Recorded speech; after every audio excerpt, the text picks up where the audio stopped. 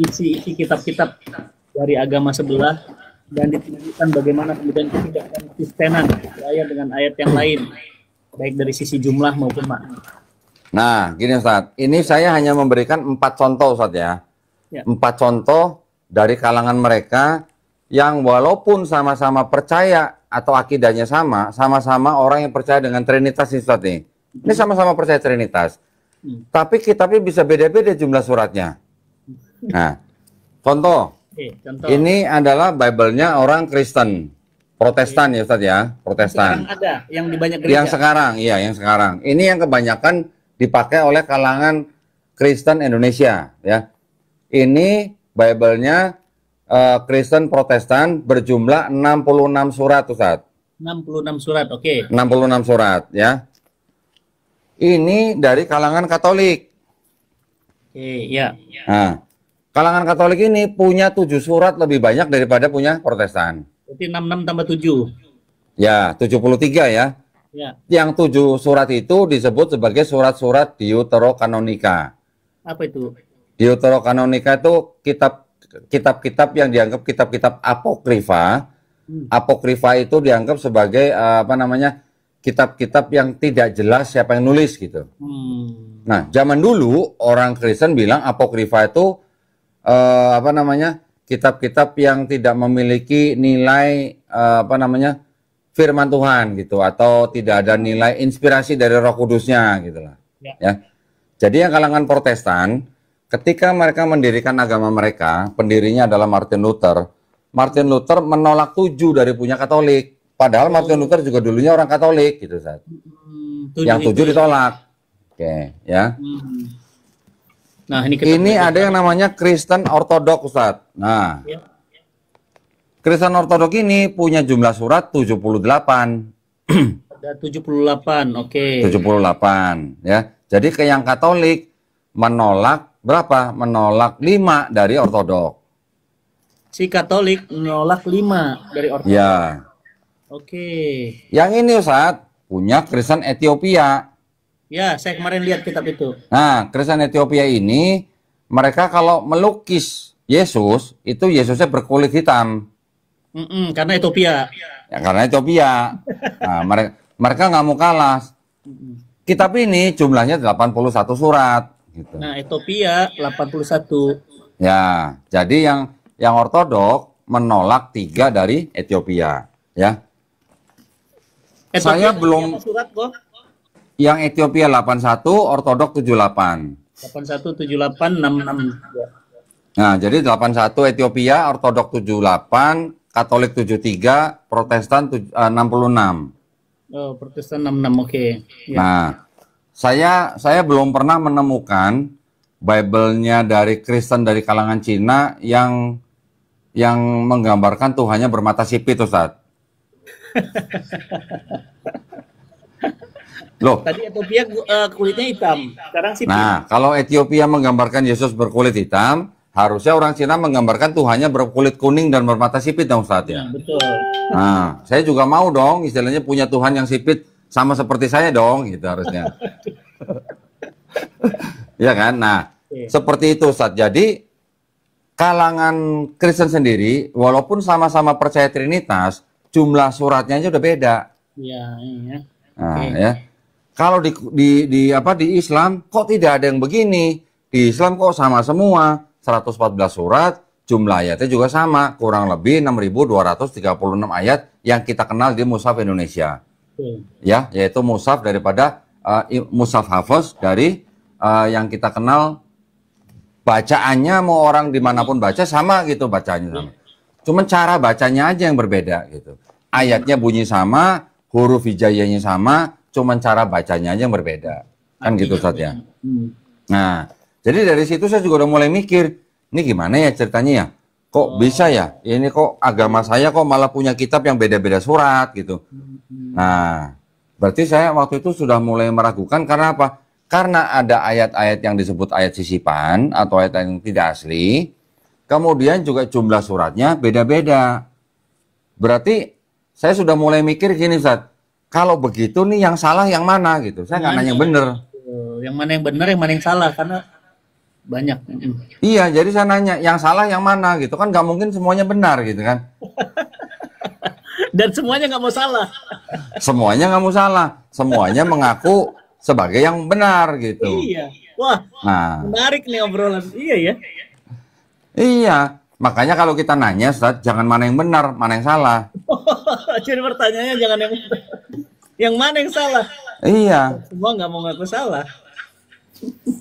jadi ketika saya juga bisa akhirnya menemukan yang namanya kontradiksi, Ustaz.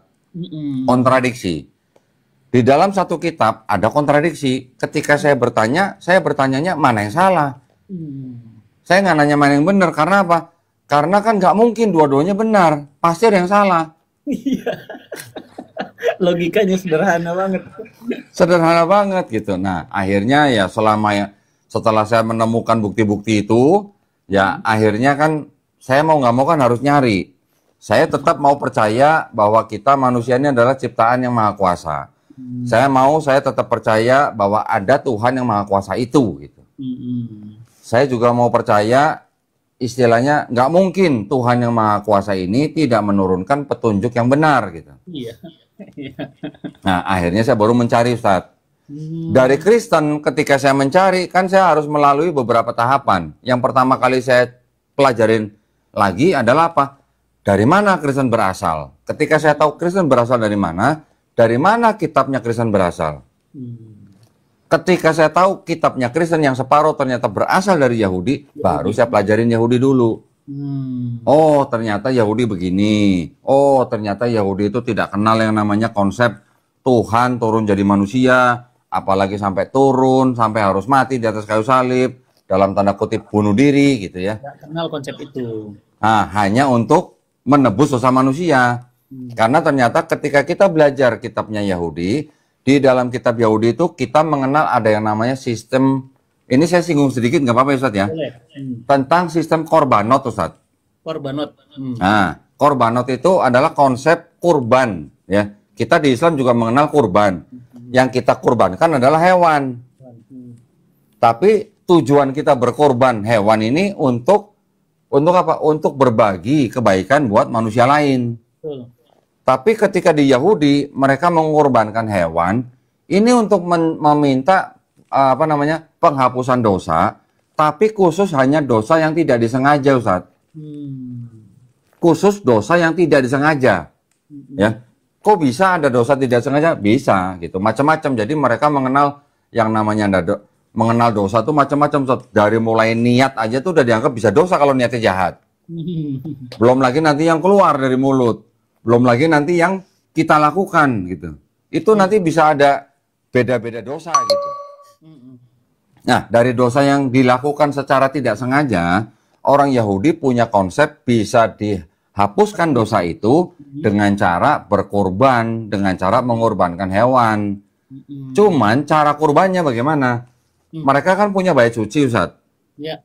Nah, kurban hewan itu harus dibawa ke bait suci, ya. Tidak boleh kurbannya tidak boleh cacat. Ya. Kurbannya itu harus disembelih oleh imam daripada bait suci. Darahnya harus dipercikan di beberapa tempat di bait suci. Kemudian disembelih di bait suci. Jadi syaratnya harus dilakukan di bait suci. Nah, karena sekarang mereka sudah tidak punya bait suci kan sudah hancur tahun 70 Masehi. Jadi makanya sekarang orang Yahudi tidak melakukan itu lagi gitu, Ustaz. Karena tidak ada tempat kondongnya.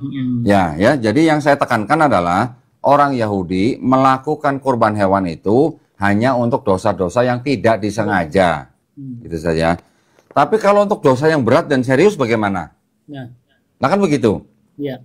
Nah, sebelum kita masuk ke dosa yang serius, orang yang melakukan kurban hewan itu pun juga bisa diberikan opsi, Ustaz. Opsinya apa? Kalau dia punya duit, dia bisa pakai kambing atau domba. Ya. Kalau Duitnya nggak ada nih, Ustaz nih. Boleh ganti dengan sepasang burung tekukur. Boleh, Ustaz. Kenapa harus burung tekukur? Ya, itu tradisi mereka. Tradisinya. Kalau Boleh nggak merpati? Nah, kalau keluarga ini tidak punya duit juga untuk menyediakan burung tekukur, boleh diganti dengan 1/10 eva tepung, Ustaz. Tepung. Tepung. Tepung. 1/10. 1/10 eva. 1/10 eva itu ada semacam kayak satuan berat ya. Satuan berat dari kalangan Yahudi. Saya juga nggak tahu berapa gram, saya nggak tahu. Mungkin sekilo, 2 kilo, saya nggak tahu. Tapi bisa di apa namanya, diganti gitu, Ustaz. Jadi kalau opsinya ini orang kaya bisa kambing domba, dia kurang kaya bisa dengan sepasang burung tekukur, dia tidak kaya bisa dengan 1/10 eva tepung.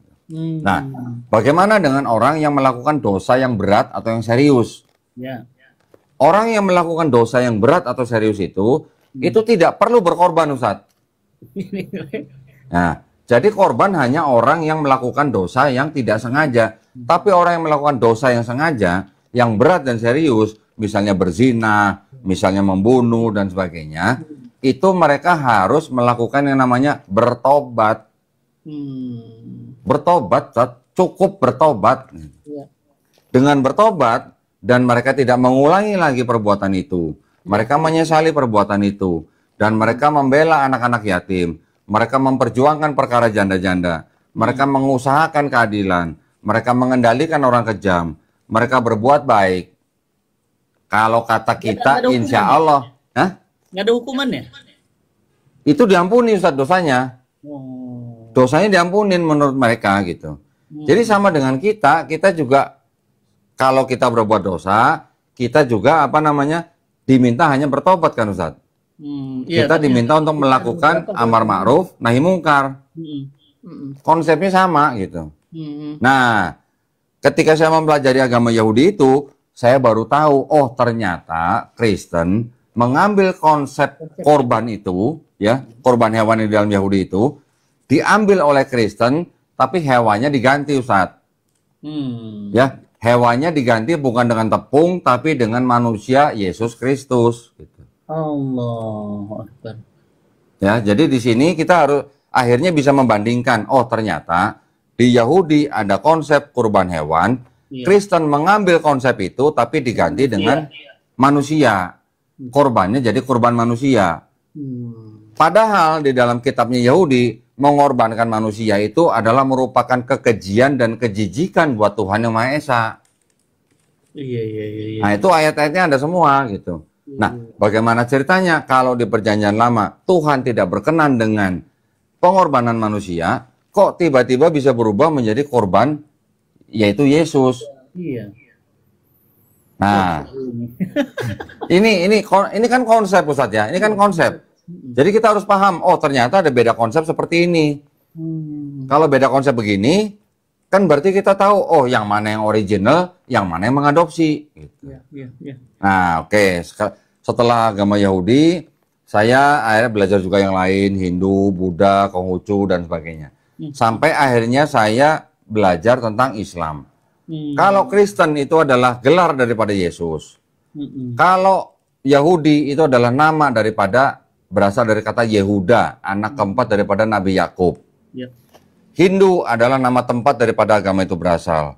Buddha itu adalah gelar daripada Siddhartha Gautama. Konghucu itu adalah nama nabi daripada agama itu.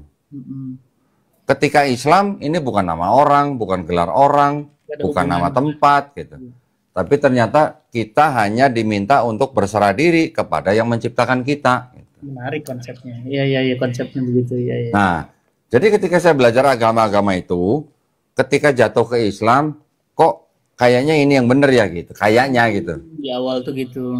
Di awal begitu, Ustaz. Kayaknya kok ini yang benar ya. Kenapa? Karena kita sebagai manusia tidak pandang bulu, mau bulunya keriting, mau bulunya lurus, mau matanya belok, mau matanya sipit. Ternyata kita hanya diminta untuk berserah diri kepada yang menciptakan kita. Nah, ini simpel nih berarti nih. Tidak ada konsep